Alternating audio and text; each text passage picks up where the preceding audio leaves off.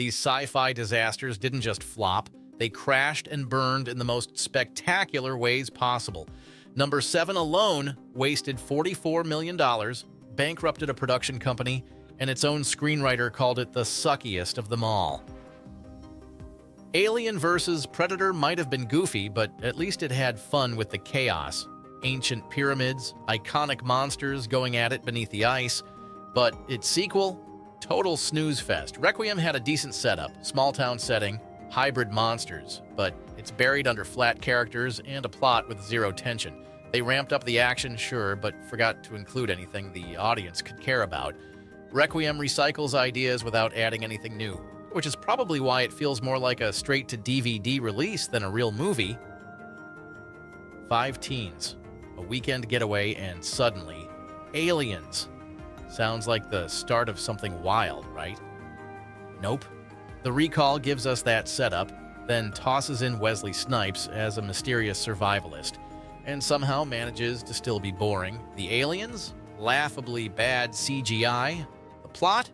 Something you've seen 100 times before. The direction is clunky and the pacing is all over the place. Then there's Snipes going full over-the-top mode, which might entertain some, but for most, it's just cringeworthy. Set in the year 3000, this one's about humans trying to break free from alien overlords, and it's a mess from start to finish. The visuals are cheesy, the camera work is bizarre, and the story drags worse than rush hour traffic. To make things even worse, Franchise Pictures, the studio behind it, got caught inflating the film's budget by $31 million, claiming Battlefield Earth cost $75 million, when in reality the budget was $44 million. That scandal led to a lawsuit, and Franchise Pictures eventually went bankrupt. J.D. Shapiro, the screenwriter, later said, "Out of all the sucky movies, mine is the suckiest."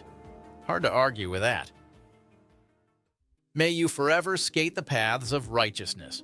Yes, that's an actual line from Rollerblade, a post-apocalyptic sci-fi, where nuns on roller skates fight evil warlords.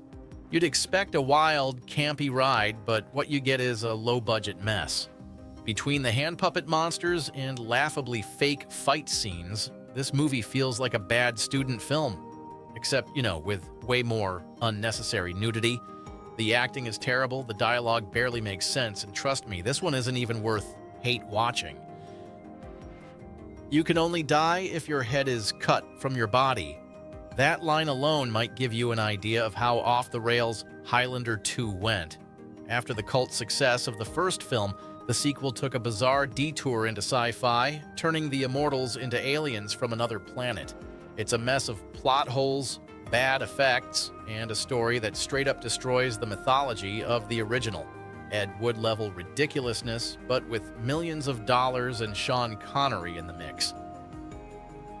Jesse Ventura as an intergalactic lawman battling his rogue partner on Earth. Sounds like it could be a fun B-movie, right? Well, Abaxis is anything but. It's a disaster of wooden performances and explosions for the sake of explosions. With terrible dialogue and plenty of awkward product placement, hello Pepsi, this movie is almost fascinating in its badness. There's even a so bad it's good charm to it, but not enough to make you forget you're watching a sci-fi train wreck. Baby Geniuses is one of those movies that makes you wonder how it even got made. It's basically Rugrats meets sci-fi, with hyper-intelligent babies trying to escape a research facility. Sounds fun? It's not. The CGI is atrocious, the humor is non-existent, and the adult actors look like they'd rather be anywhere else. By the time the babies start getting into cartoony fight scenes, you've completely lost track of what little plot there was.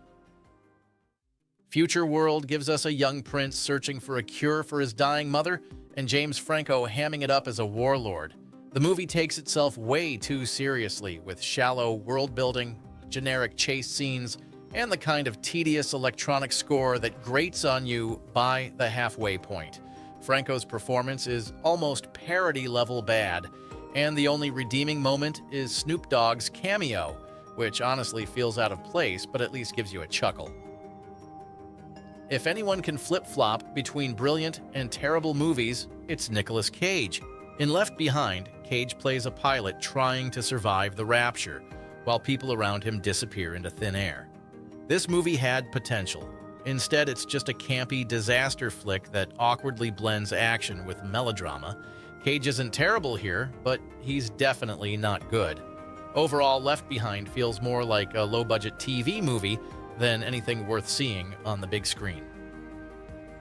If you've ever seen Mac and Me, you know it's essentially a shameless ripoff of E.T., but with none of the heart. It follows a boy named Eric and his alien friend Mac as they outrun NASA and somehow keep bumping into McDonald's and Coca-Cola. The product placement in this movie is so blatant it feels like a 90-minute commercial.